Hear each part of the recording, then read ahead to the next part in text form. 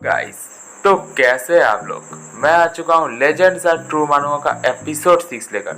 जिन्होंने इसका पिछला एपिसोड नहीं देखा जाके बैठ उसे देख लो, वरना आप लोग को ये स्टोरी लाइन समझ में नहीं आएगा। तो ज़्यादा बकवास ना करते हुए इस एपिसोड को शुरू करते हैं।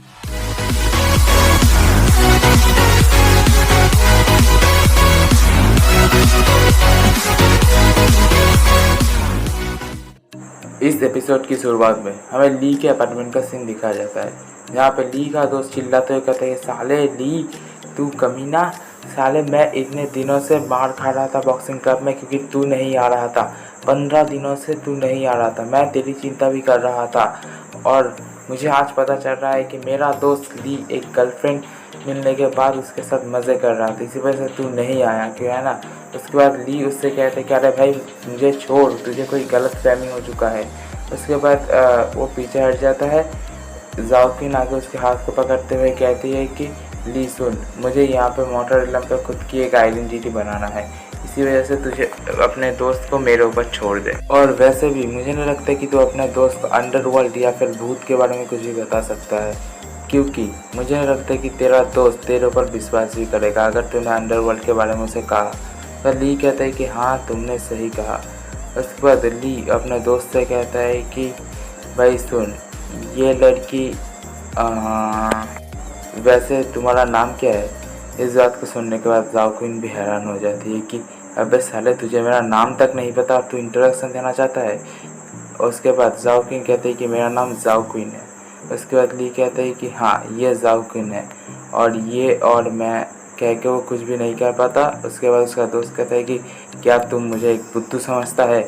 उसके बाद जाओक्विन कहते हैं कि तुम बेवकूफ़, तुम पीछर हो, मैं इसे मेरी एक क्लियर आइडेंटिटी देता हूँ, कहता है। उसके बाद जाओक्विन उससे कहती है तुम्हारा बहुत बहुत शुक्रिया कि तुम ली का बहुत ही ज़्यादा अच्छे से ध्यान रखते हो। ली इतने दिनों से नहीं आ पाया क्योंकि मैं यहाँ पे थी। और आगे जाओक्विन नौटंकी करते हुए कहती है कि तुम्हें पता नहीं होगा कि मैं कौन हूँ। मैं असल में ली की बहुत ही पहले खो गई एक छोटी सी बहन हूँ।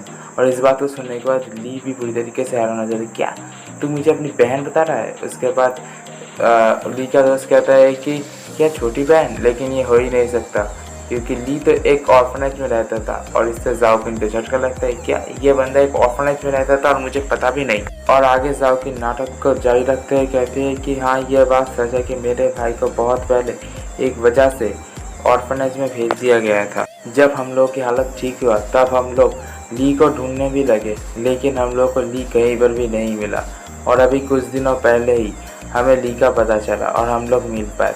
और पीछे ली भी सोच रहा होता है, वाह क्या एक्टिंग कर रही है, इसे तो बेस्ट एक्टिंग का अवार्ड देना चाहिए।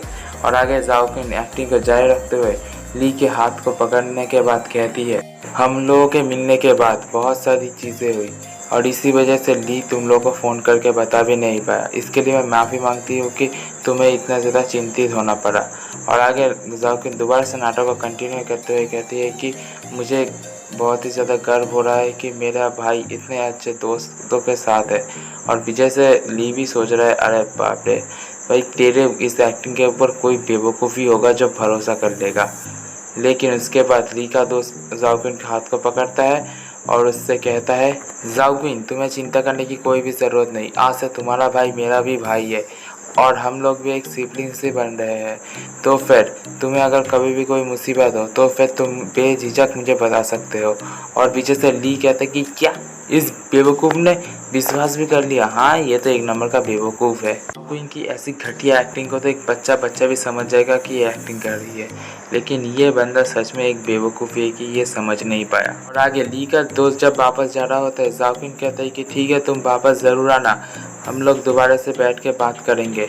उसके बाद ली का दोस्त कहते हैं कि कोई बात नहीं, मैं अपना काम ख़त्म करके जल्दी कुछ दिनों में वापस आ जाऊँगा। ली का दोस्त दरवाज़ा बंद करता है और बाहर आकर पूरी तरीके से सीरियस हो जाता है और कहता है कि सिम्पलिंग्स क्या तुम्हें क्या लगा। और वो लड़की तो बिल्कुल एक कॉस्प्लेयर थी, उसके कान तो बहुत ही ज़्यादा बढ़िया थे और इसका बस यही रीज़न हो सकता है कि वो दोनों एक सिबलिंग्स है। गाइस सच बताना, आपको इसका रिएक्शन देख के कैसा लगा? मुझे तो बहुत ही ज़्यादा हंसी आ गई, पहले सीरियस और उसके बाद कॉमेडी। चलो दोबारा से टॉपिक पे वापस आते हैं। और आगे ली का दोस्त गुनगुनाते हुए वापस जाने लगता है और दूसरी तरफ हमें जाओक्विन का सीन दिखाया जाता है। जाओक्विन अंगड़ाई लेते हुए कहते हैं कि ये तो बहुत ही अच्छी बात होगी कि तुम्हारे बेस्ट फ्रेंड को पता भी नहीं चला कि मैं कौन हूँ और वो बस हमें अब सिबलिंग समझेगा और मुझे एक आइडेंटिटी भी मिल गया। आगे जाओक्विन ली से कहते हैं कि मैं तुम्हें एक ब्रीथिंग एक्सरसाइज भी सिखाऊंगी, लेकिन उससे पहले आज हम लोग रात को वंडरवर्ल्ड के गेट को विजिट करने के लिए जाएंगे, ठीक है? उसके बाद ली हैरान होते हुए कहता है कि क्या ब्रीदिंग एक्सरसाइज, ये क्या? और आगे ली जाओक्विन से पूछता है कि इस ब्रीदिंग एक्सरसाइज को सीखने के बाद क्या मेरे अंदर बहुत ही ज़्यादा पावर आ जाएगा और क्या मैं इसके बाद बहुत ही ज़्यादा ताकतवर भी बन सकूँगा? उसके बाद जाओक्विन उससे कहती है कि हाँ, तुम ताकतवर बन सकते हो अगर तुम्हारे पास टॉप लेवल का जो ब्रीदिंग टेक्निक है वो हो, लेकिन हमारे जैसे कम स्तर के डीमन के पास बस बेसिक ब्रीथिंग टेक्निक ही है, इसी वजह से मैं तुम्हें बस वही सिखा सकती हूँ। इसके अलावा मेरे पास कुछ डेमोनिक टेक्निक्स भी है जो मैं तुम्हें सिखा सकती हूँ। उसके बाद ली अपने मन में सोचता है क्या डेमोनिक टेक्निक्स, क्या ये कुछ ऐसी होगी? अगर ये ऐसी तरीके है तो मुझे लगता है कि मुझे यह नहीं सीखना चाहिए। उसके बाद ली उससे कहता है कि क्या तुम मुझे बता सकती हो कि कल्टीवेशन अगर मैं करूँ तो फिर मेरा जो पावर ख़त्म होता है उसके अलावा और क्या मुझे और कोई भी हेल्प मिल सकता है कल्टीवेशन ट्रेनिंग करने से? हाँ, तुम जबकि अब कुछ समय के लिए ज़िंदा हो तो फिर अगर तुम कल्टीवेशन करते हो तो फिर तुम कुछ ज़्यादा सालों के लिए भी ज़िंदा रह सकते हो, लेकिन मैं कोई कॉम्बैट कल्टीवेटर नहीं हूँ, इसी वजह से मैं तुम्हें कोई कॉम्बैट ट्रेनिंग तो नहीं दे सकती, लेकिन मेरे पास एक मेथड है। और गाइस आप देख ही सकते हो कि जाओक्विन अपने कहाँ से एक किताब को निकालने वाली है और आगे जाओक्विन उससे किताब निकालते हुए ली को देते हुए कहती है कि इस किताब के अंदर बेसिक डेमोनिक ब्रीदिंग टेक्निक लिखा हुआ है, तुम इसे पढ़ो। और मैं थोड़ी देर के लिए सो जाती हूँ। मेरे उठने के बाद हम लोग नाइट आउट स्ट्रीट में जाएंगे। उसके बाद ली उस किताब को खोल के पढ़ता है और चिल्लाते हुए कहते हैं कि तुम कलमी नहीं, तुम्हें पता भी है मैं एक इंसान हूँ, मैं कोई डेमन नहीं हो, तो फिर तुम मुझे ये डेमोनिक टेक्निक प्रैक्टिस के लिए क्यों दे रही हो? आगे जाओक्विन ली से कहते हैं कि तुम इसे जल्द से जल्द पढ़ो और इसे करना शुरू करो। ह्यूमन और डेमन्स के बीच में उतना भी कुछ डिफरेंस नहीं है, तुम इससे मरने वाले नहीं हो। ये कह के जाओक्विन दरवाजे को धड़ाम से बंद कर देती है और रूम के अंदर जाने के बाद कुछ देर के लिए शांत होती है। उसके बाद गहरी सांस लेती है और सीधा बिस्तर के ऊपर छलांग लगा देती है। बिस्तर पर छलांग लगाने के बाद जाओक्विन कहते हैं कि फाइनली अब मैं कुछ देर के लिए रिलैक्स कर सकती हूँ इस मॉडर्न वर्ल्ड में, चलो कुछ देर के लिए सो ही जाते हैं। और ये कहने के बाद जाओक्विन वहाँ पे सो जाती है और बाहर ली उस बुक को देख के सोच रहा होता है। जाओक्विन का मतलब क्या था कि ये मुझे मारेगा नहीं, छोड़ो भी, अगर मुझे ज़िंदा रहना है तो फिर मुझे इस बुक को पढ़ना होगा। उसके बाद ली बुक को खोलते हुए पढ़ने लगता है। बुक के अंदर लिखा होता है कि सारे के सारे जीप और डेमन्स भी कल्टीवेट कर सकते हैं और कल्टीवेट करके बहुत ही ज़्यादा ऊंचाई तक आ सकते हैं।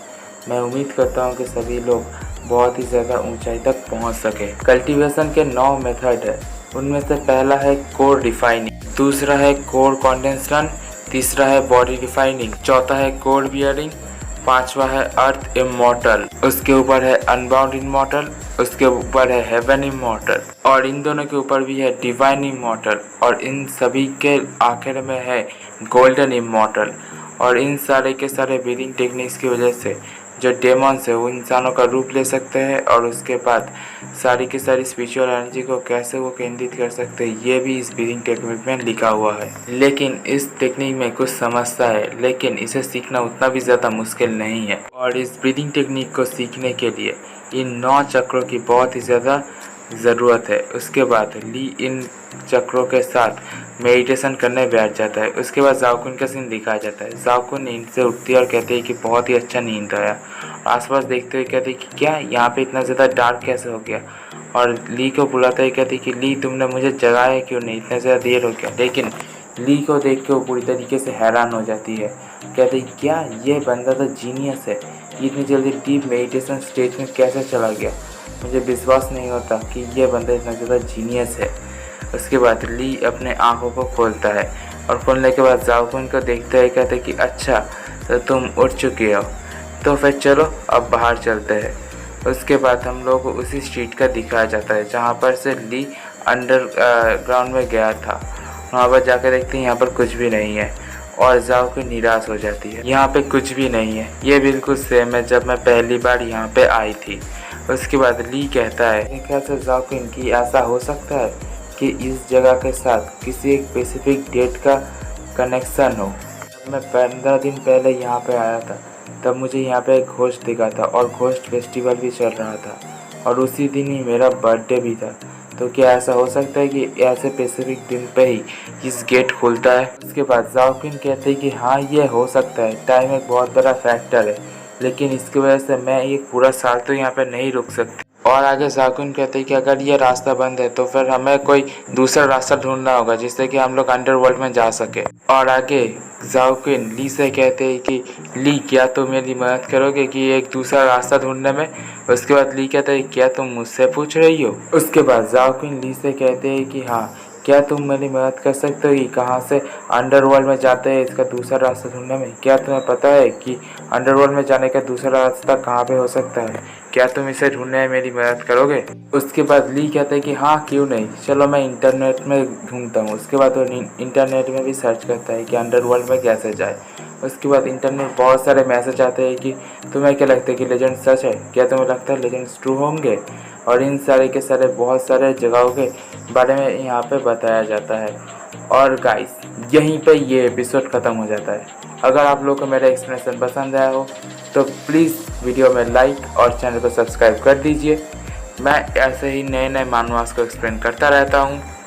और गाइस मैं इस मानवा के बारे में भूल ही गया था कि मैंने इसे एक्सप्लेन करना शुरू भी किया है, लेकिन चिंता मत कीजिए, इसके बाकी एपिसोड भी मैं लेके आऊँगा क्योंकि उस वक्त एक बहुत ही बड़े यूट्यूबर ने इसे स्टार्ट किया था। इसी वजह से मैंने सोचा कि ड्रॉप कर लेता हूँ, लेकिन मैंने ढूंढा ये मानवा और कहीं पर जगह भी एक्सप्लेन नहीं हो रहा।